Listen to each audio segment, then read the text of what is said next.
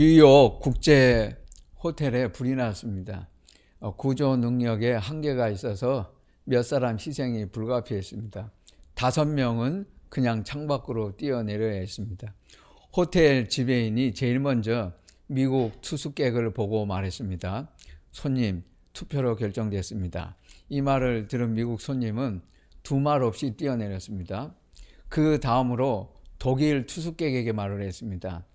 규칙이니까 손님이 두 번째로 뛰어내리셔야 합니다. 그러니까 이 말을 들은 독일 손님이 거침없이 뛰어내렸습니다. 세 번째는 프랑스 투숙객에게 말했습니다. 다른 말을 하지 않았어요. 프랑스의 영광을 위하여. 그러니까 이 사람이 곧바로 창밖으로 뛰어내렸습니다. 네 번째는 일본 사람에게 말을 했습니다. 손님, 남에게 피해 주지 말고 조용히 뛰어내리세요. 그러니까 와카리 마시다 하고 그 자리에서 뛰어내렸습니다. 한국 투숙객에게 가서 말을 했습니다. 손님, 빨리 뛰어내리세요. 그런데 안 뛰어내립니다. 손님이 양보를 해야 합니다. 아무리 설득을 해도 말을 안 들어요. 그 지배인이 이렇게 말을 했습니다. 손님, 남들 다 뛰어내렸는데요. 아, 그래요? 그러니까 바로 뛰어내렸습니다. 한국인의 집단 성향을 꼬집은 풍자입니다. 한국 사람은 비교 성향이 병적으로 강합니다. 남들이 하는 대로 따라 해야 하기 때문에 남을 보고 비교해야 되는 것입니다. 내 인생은 없어요. 다른 사람의 인생만 있습니다. 인스타그램을 보면 나만 빼고 남들은 다 잘났고 잘나가고 선남선녀고 쾌적한 환경에서 살고 있습니다. 인스타그램으로는 신축 아파트 신혼생활, 명품 선물, 수입차, 연봉 1억으로 시작하는 청년의 삶이 기본입니다. 근데 실제로 대다수는 그렇게 살지 않습니다. 중년 직장인 중위 실질 소득은 3,200밖에 안 됩니다. 사람들은 실제로 사람들이 생각하는 대로 살지 않아요. 인스타그램으로 서로 속이고 속으면서 옛날이나 지금이나 상위 1%가 평균인 줄 착각을 하고 있습니다. 온라인이 망쳐놨어요. 인스타그램이 현실을 왜곡하고 평균을 끌어올려서 젊은이들을 위축시켰습니다. 그 평균이 올라가니까 그건 사실이 아닌데 젊은이들은 절망을 합니다. 이렇게 만들어 놓았어요. 이 왜곡된 거짓된 평균에 중독된 사람들은 끊임없이 상류층이 되겠다고 상류층을 따라잡겠다고 남과 비교를 합니다. 이런 사람들이 결혼을 하면 내 아이는 다른 아이보다 특별해야 한다고 생각을 합니다. 교육도 비교 우위로 합니다. 비교 의식에 쩔어 있어요. 미국에서 고등학교 하이스쿨을 졸업하고 연세대학교에 편입한 여대생이 있었습니다. 따뜻한 봄날인데 연세대학교 교정을 산책하고 있었습니다.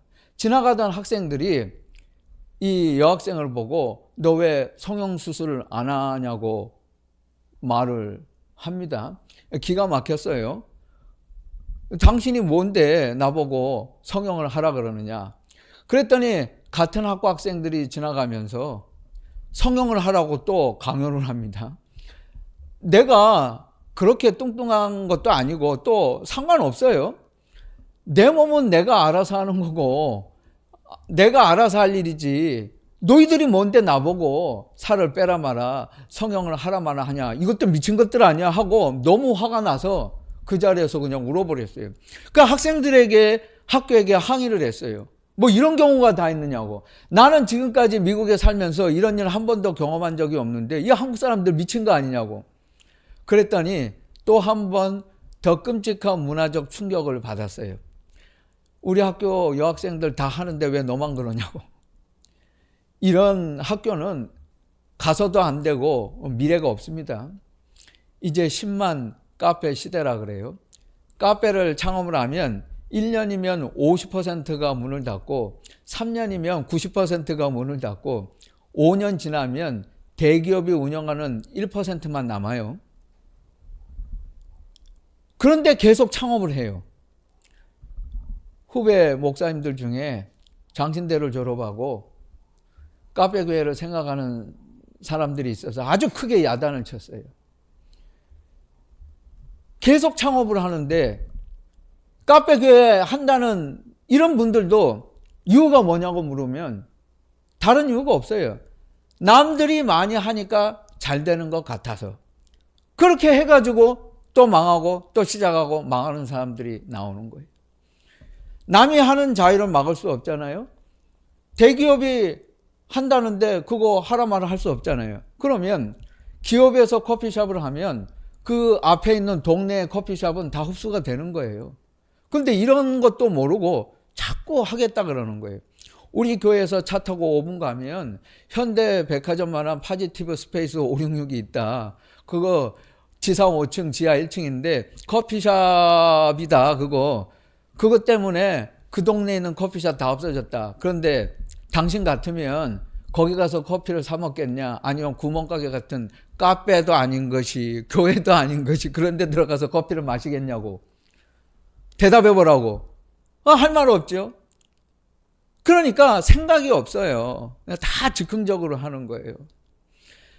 남과 비교하고 남이 나를 어떻게 보는가를 극도로 신경 쓰는 문화는 교회도 마찬가지입니다. 우리 교회 안에도 팽배해요. 교회에 무슨 랭킹이 있나요? 교회가 대기업 프로스포츠 순위를 따라갑니까? 교회 랭킹을 정해놓고 좋은 교회라고 합니다. 그거 누가 정해놨어요? 예수님이 정해주신 거 아니잖아요. 순전히 세속적이고 속물들이고 기독교 언론과 방송이 정해놓은 거 아니에요? 좋은 교회, 나쁜 교회, 큰 교회, 작은 교회가 어디 있어요? 이거 아주 세속적이고 타락한 사람들의 사고방식이에요. 누가 그런 거 요즘에 신경 쓰나요? 용인 수지에 헌 에덴 같은 교회 촌스러운 목회자가 망언을 했잖아요. 강남과 여의도를 다녀와 보니 자기 교회는 동네 교회여서 세계적으로 유명한 초대형 교회를 은퇴하기 전에 짓겠다고 말을 했어요. 우리 한국에 교회 예배당이 작아서 교회가 타락했습니까? 이런 사건 때문이잖아요. 예수님은 나사렛 동네 교회 출신이세요. 바울은 안디옥 동네 교회 출신입니다. 우리는 지금 다 동네 교회를 섬기고 있어요. 기독교 신앙은 동네 교회 위주입니다. 사람들은 중심이 되는 한 교회에서 절대로 예수님을 알지 못해요. 흩어진 형제와 자매 교회에서 변화를 받아요. 기독교 2000년 교회사에서 한 교회가 중심이 될 때는 항상 교회 전체가 타락했어요. 그러나 흩어지고 분산됐을 때에는 교회가 세상의 희망이 됐어요. 여러분들 잘 알잖아요. 중세 로마 교회가 중심이었거든요. 그 타락했잖아요. 그러니까 프로테스탄트 종교개혁이 있는 거예요. 우리 개신교 정신은 한 교회를 따라가지 않고 한 교회 유행을 모방하지 않고 흉내내지 않고 우리는 한 교회가 중심이 되지 않아요. 모든 형제 자매 교회가 다 흩어져야 그게 건강한 교회 모습이고 예수님은 그걸 원하신 거예요. 그래서 예수님이 흩어버렸잖아요. 그런데 이걸 자꾸 한 교회에 모이려고 해요. 이게 문제가 되는 거고 타락은 여기서부터 시작이 되는 겁니다. 만약 동네 교회라는 말이 맞다고 한다면 그게 교회 문제입니까? 그 동네 목사 수준이 문제지. 그게 교회 탓할 게 아니고 서울을 왜 탓해요? 자기 동네 수준을 탓해야지. 만약에 그렇다고 한다면 어떤 교회에서 목사님이 셀 모임을 한다고 광고를 했습니다. 교인들이 물었어요. 그거 왜 하세요? 그러니까 옆 교회가 하는데요. 어떤 교회에서 목요 찬양 집회를 한다고 광고를 했어요. 당원들이 결정을 했어요. 그래서 그거 왜 하냐고 물어봤어요. 그랬더니 앞교회도 하고 뒷교회도 한대요. 그거 안 하면 요즘 사람들이 안 온대요. 다 즉흥적이에요. 그런데 이런 교회들에서 요즘에 젊은 신자들이 다 썰물처럼 빠져나가요. 그런 게 싫다고 안 갑니다. 이렇게 생각 없고 남들이 하니까 한다는 거예요. 다른 교회가 하니까 하는 거예요. 준비도 없고 계획성도 없어요. 그럼 무조건 하는 겁니다. 요즘 사람들이 사는 모습이에요. 스마트폰으로 나와 비슷한 종류의 사람들에게 어떤 일이 일어나고 있는가 아침 저녁으로 확인하잖아요. 그거 알아서 뭐 하려고? 그거 뭐 하려고 그거? 알 필요 없어요. 그게 왜 중요한데? 스마트폰 가지고 끊임없이 남을 비교하고 확인을 해요. 음악가는 남 음악가의 음악을 엿보고, 작가는 남의 글을 엿보고, 교인은 남의 교인을 엿보고, 목사는 다른 교회 목회 방법을 엿보고, 내가 누구보다 나은지 못한지를 비교합니다. 나으면 기분 좋다 그러고, 못하면 우울해하고. 이거 뭐 하는 짓입니까? 남이 나보다 먼저 갔다고, 성공했다고 끊임없이 자기 스스로에게 상기시키고, 그리고 우울해해요. 예수님은 가장 인기 있는 사람부터 그렇지 않은 사람까지 순위를 매기신 적 없어요. 내 삶이 변해야 된다는 걸 항상 지적하셨지, 형제 자매를 능가하는 사람이 되라고 가르치신 적 없어요. 예수님은 가장 큰 교회에서부터 적은 교회까지 랭킹을 매기신 적이 없어요. 그리스도인은 경쟁에서 이기려고 하는 모든 시도를 포기해야 돼요. 그리스도인은 경쟁 쇼핑객도 아니고, 라이벌 쇼핑객도 아니고, 비교 쇼핑객도 아닙니다. 예수님께서 한 마을에 들어가서 나병이 온몸에 퍼진 사람을 만났어요. 그의 병을 깨끗이 고쳐주셨습니다. 이것을 아무에게도 소문내지 말라고 말씀하셨어요. 오늘 본문에 없는 이야기가 마가복음에 있습니다. 같은 사건인데 마태복음 8장, 마가복음 1장에도 기록되고 있어요. 마가복음 1장 40절에서 45절을 읽어보면 소문을 내지 말라고 했더니 이 사람이 나가서 소문을 퍼뜨리고 말았어요. 그러니까 그 사람의 입장에서 생각해 보면 죽을 병에서 살아났잖아요. 그러니까 너무 좋아서 흥분이 돼가지고 말을 했겠죠. 아무튼 소문이 났습니다. 많은 사람들이 예수님께 몰려왔어요. 병을 고치고 싶어서 환자들이 찾아왔습니다. 그 다음 사건은 마태복음과 마가복음에 없고 오늘 누가복음 본문에만 있어요. 예수님께서 이렇게 찾아온 사람들과 접촉하지 않으시고 딱 끊어버리시고 한적한 곳으로 피하셨어요. 왜 그러셨을까?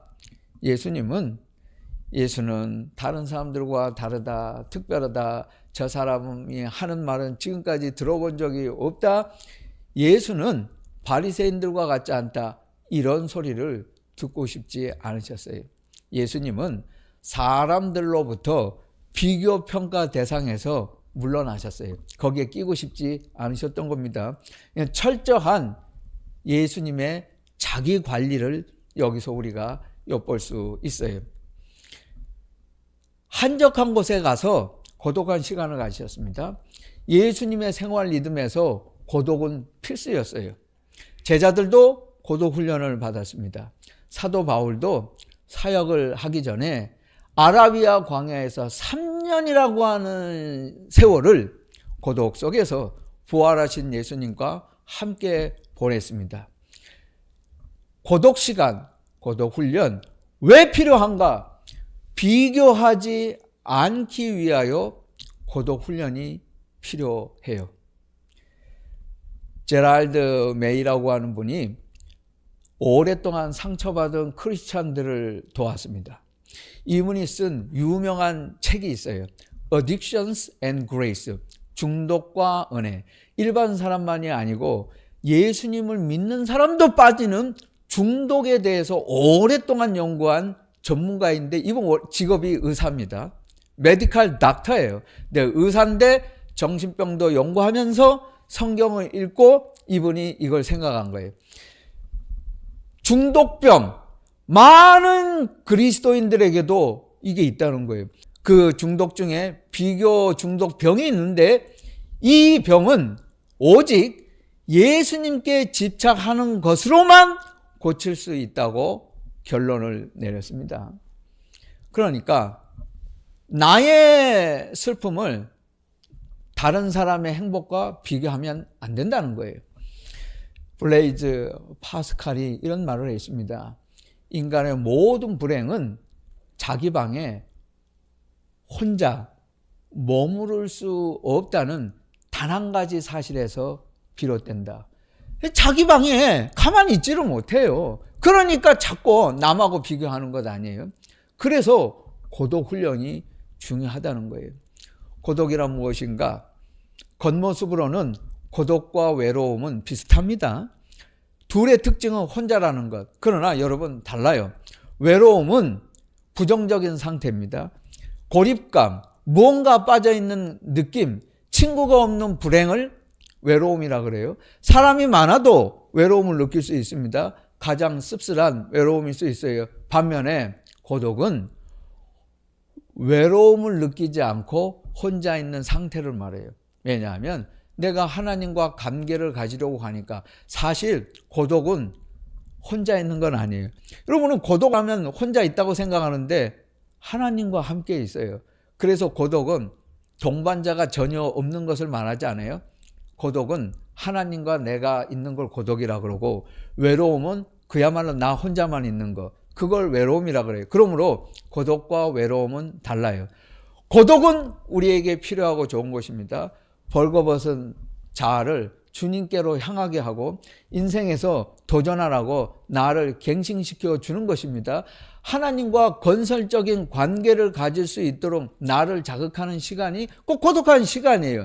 그 시간에 하나님께서 내게 영감을 주시고, 그리고 내가 할 일을 가르쳐 주시고 내게 지혜도 주세요. 내 길을 보여주세요. 고독한 시간을 환영해야 하고 고독한 시간을 즐겨야 하고 고독한 훈련을 하는 사람, 이 진정한 그리스도인입니다. 우리가 이것을 꼭 기억해야 합니다. 로레타 백스터라고 하는 분이 있었어요. 이분이 여성인데 자녀가 셋이 있었습니다. 사랑하는 자녀 셋을 비참한 사건으로 모두 다 잃고 말았어요. 너무 슬퍼서 미칠 것만 같았습니다. 이분이 레이먼드 크레이머가 쓴 예수 심리학과 정신건강이라고 하는 책을 읽었어요. 나의 슬픔을 다른 사람과 비교하지 말라. 예수님은 결코 다른 사람과 경쟁하지 않으셨다. 정서적으로 균형된 상태를 유지하는 것은 그리스도인에게 가장 중요한 사실이다. 이것을 잊어서는 안 된다. 예수님에게는 경쟁의식이 없었다. 이것을 읽고 이분은 그동안에 분노했던 감정, 하나님께 서운했던 마음, 통제받지 못한 감정이 하나님의 강력한 사랑을 느끼면서 녹아지기 시작했어요. 회복을 했고 일상에서 돌아왔고 그분은 변했고 이전보다 정서적으로 훨씬 수준 높은 삶을 살아갈 수 있게 되었습니다. 그래서 고독이에요. 갈릴리 해변에서 예수님이 시몬과 깊은 대화를 나누셨습니다. 그의 앞날에 대해서 말씀을 해 주셨어요. 시몬은 그때 함께 있던 친구 요한은 어떻게 되겠습니까? 하고 예수님께 여쭈었습니다. 단순히 호기심 때문만은 아니에요. 베드로는 요한과 가장 가까이 있었습니다. 직업이 같고 한 동네에서 평생 물고기 잡으면서 살았어요. 그 예수님의 제자가 되었잖아요. 요한과 먹고 자고 마시고 예수님을 따라다녔고 예수님께 배웠고 동고동락했고 가장 가까운 동역자요 친구가 시몬에게는 요한이었습니다. 그래서 요한은 어떻게 되겠습니까? 하고 물어보았던 것입니다. 그가 염려스러웠고 걱정이 돼서 물어본 것뿐이에요. 그러나 예수님의 말씀은 대답은 단호하셨습니다. 요한복음 21장을 읽어보면 예수님 말씀하세요. 너와 무슨 상관이냐? 요한과 비교하지 말라는 말씀이에요. 너와 무슨 상관이냐? 예수님은 이렇게 우리에게 가르쳐 주셨습니다. 요새 성공하려면 3I, 3I를 잘해야 한다는 말을 많이 하더라고요. 유독 시내에 나가니까 경영학 서적이 베스트셀러로 나와 있는 게 너무 많아요. 그것도 안 읽어볼 수는 없잖아요. 그래서 몇 권을 읽어봤더니 이 3개를 잘해라 그러는 거예요. 3I. 첫 번째가 CI, CEO 이미지, 최고 경영자의 이미지.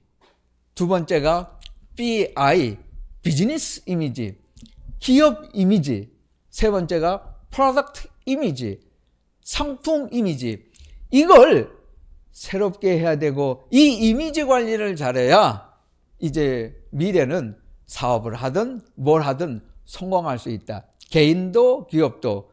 이거 일리가 있는 이야기입니다. 여러분, 우리 교회도 크리스천 이미지, 교회 이미지, 복음의 이미지를 갱신해야 돼요. 새로운 이미지. 우리에게 필요한 것은, 그리스도인에게 필요한 이미지 갱신은 무엇일까요? 신경 끄기 기술. 이걸 잘 터득해야 돼. 신경 꺼요. 갈라디아서 6장 1절에서 5절 말씀에 보면 이런 말씀이 있잖아요. 여기 같은 말인데 3번 반복하고 있습니다. 너 자신을 살피라. 자기를 살피라. 자기 일을 살피라. 자기 짐을 지라. 같은 말인데 똑같은 뜻이에요. 자신을 살피라. 자기 일을 살피라. 자기 짐을 지라. 비교하지 말라는 것 아니에요. 하나님께서 내게 주신 일에, 내게 주신 삶에 충실하라는 거예요. 다른 것은 신경 끄라는 것 아니에요? 여러분, 내 짐을 바로 지는 사람은 남몰라라는 게 아니라 남의 짐도 덜어주는 것이 돼요. 왜냐하면 여러분이 내 짐을 바로 지지 않으면 누군가가 내 짐을 떠맡잖아요. 그러니까 내가 바로 지면, 신경 끄면 다른 사람에게 민폐를 안 끼친다니까요.